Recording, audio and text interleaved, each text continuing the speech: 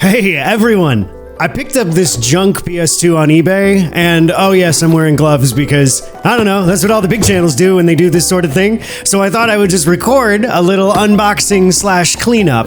And while I was doing that, you know what I thought? Why don't I just kind of reminisce about the PS2? Talk about the good times and some of the things I loved about it and all that good stuff. On this particular listing, the seller indicated that the problem with this PS2 is just that the disk drive wouldn't open, it was stuck, but it did power on and video came out, which is always what I look for.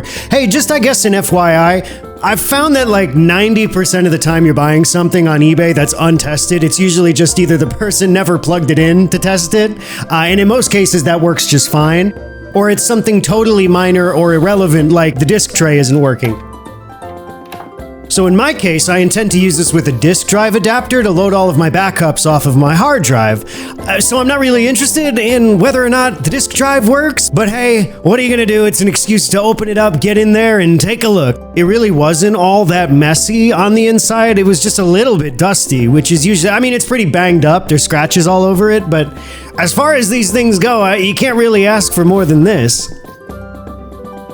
So I got my PS2, my original PS2, it was a slimline, model 9000 or something, and I got it for Christmas. And funny story about that, I remember opening up a PS2 game and remarking out loud, we don't have a PS2, like I thought Santa must have just brought a game for a console we didn't have or something like that. So I felt a little bit silly when I opened up the actual PS2, but hey, what are you gonna do? I was a kid, we don't know a lot then. We don't know a lot about a lot of things yet.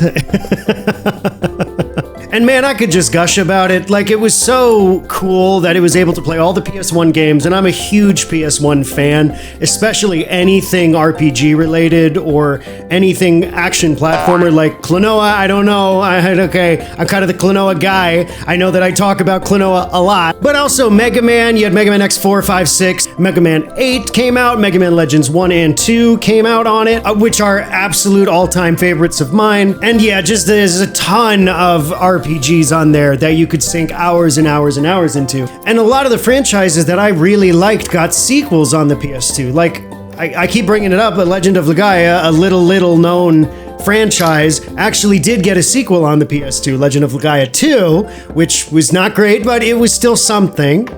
You, of course, had Final Fantasy X, which is my favorite. You know what? I kind of go between 6 and 10 as my favorites. 7 always had this sort of mythos around it, but when I played it, I never really found myself going back to it. And I was never even able to finish 9. I think I got stuck and I just haven't tried again. But if I'm picking up a Final Fantasy, it's gonna be 6. Or it's gonna be 10. 10 though being absolutely unbelievable. Then I got X2 after that. Like, anybody who's played that may have been a little weirded out because like all of our friends and party members are no longer in your party. They're just NPCs now that you see around the world, obviously except for Yuna and Riku, and newcomer Pain, who I wasn't sure about. Switching the turn-based combat into the job system real-time stuff was really, really awesome to me. Story was whatever. I don't remember loving it, but the combat system was enough for me to take it through. However, they did botch Blitzball.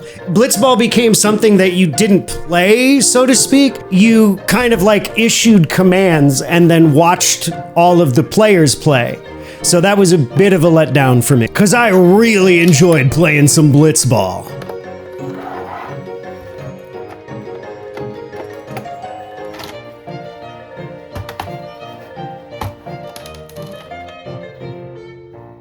I remember getting my hands on Devil May Cry. GameStop back then sold a Devil May Cry 1, 2, 3 collection, and it came in like this little cardboard sleeve, and it had all 3 games there. And oh, I guess I should say, so when I got the PS2, it was way later in the life of it. And when I got it, since it was a Model 9000, it was actually way later in the PS2's life.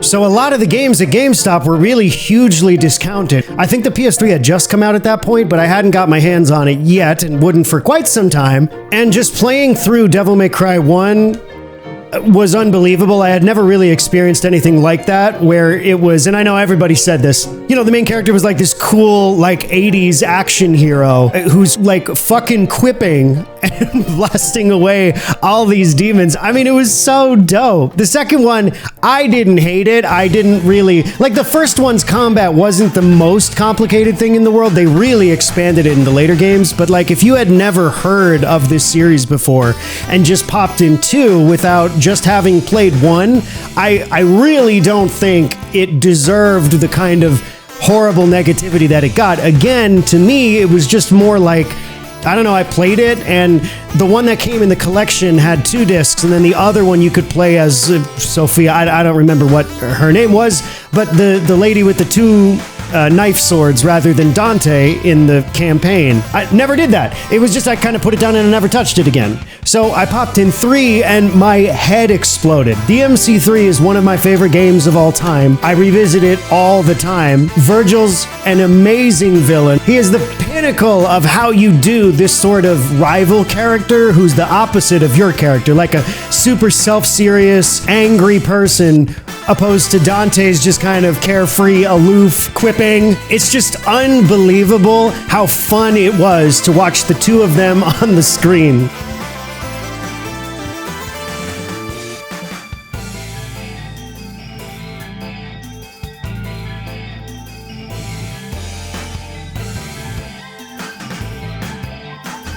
And now, some of my favorite games for the PS2 were obscure JRPGs, like the beginning Atelier Iris series, the Artanelico series. There were so many, like Odin Sphere, there were so many of these like little niche games that came out for the system.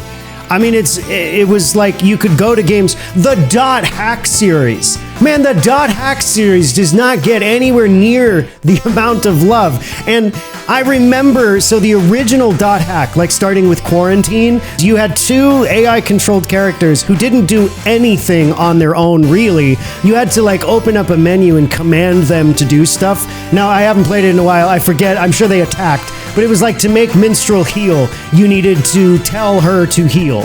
And it was just a really clunky way of doing stuff. But then you have Dot Hack GU, which wasn't like a reboot, but kind of a sequel series. Totally redid the combat. So now it's like zone-based, and you have real AI characters who will heal and use magic and use skills all on their own. And you can combo attack. Like, it's way more in-depth and involved than the original Dot Hack series. Which was funny because they came out like so close to one another. The whole game takes place in an MMO. If you're into like Code Lyoko Tech World stuff, definitely give that one a try, especially GU with the upgraded combat. It's really, really cool.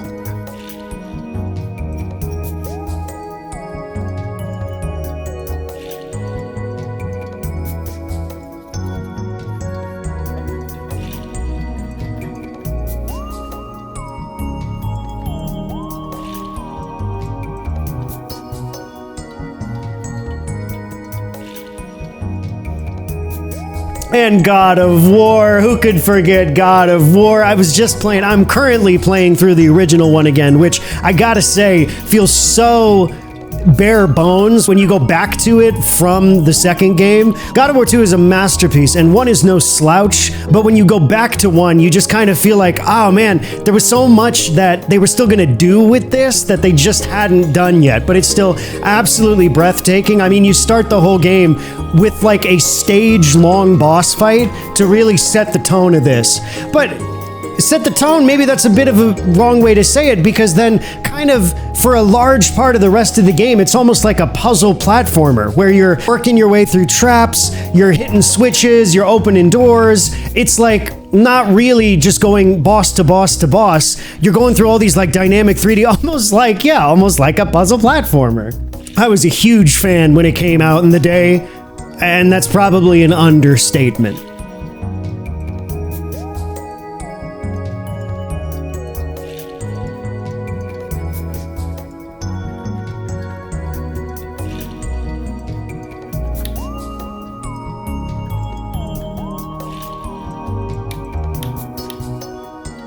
Bit of a tangent there, but going back to those little RPGs, they could feel a little bit samey there, but like every one did enough, I think, to make it stand out. So I'm playing through Atelier Iris Eternal Mana right now. I was streaming it. There's, I think, a VOD on my channel if you want to check it out. But it was just something that I really never got all that far into back in the day. I just kind of dropped it for other stuff that was coming out because, I mean, when I was shopping for PS2 games, like I said, everything was so steeply discounted that you could get your hands on some really cool stuff, and I just had so many to check out.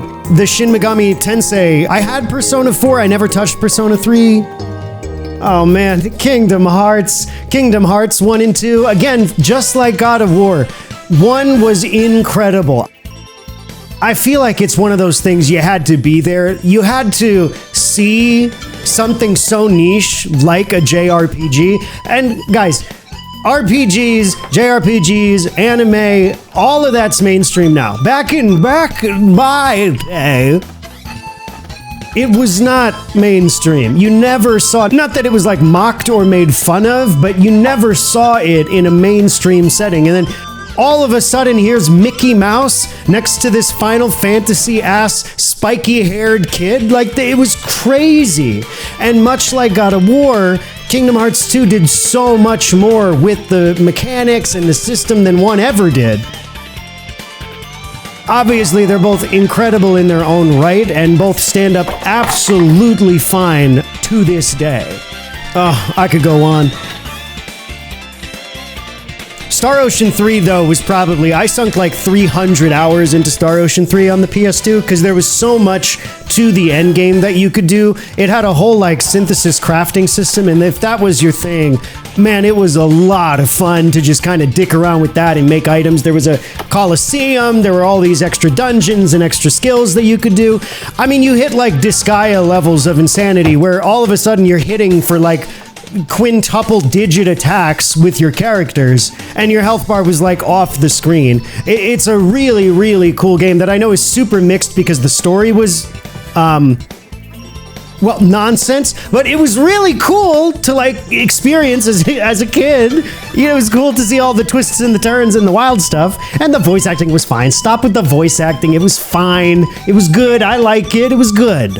Oh, but you want to know what took the most of my time? You're not the most, but you know I spent a lot of time. Guitar Hero.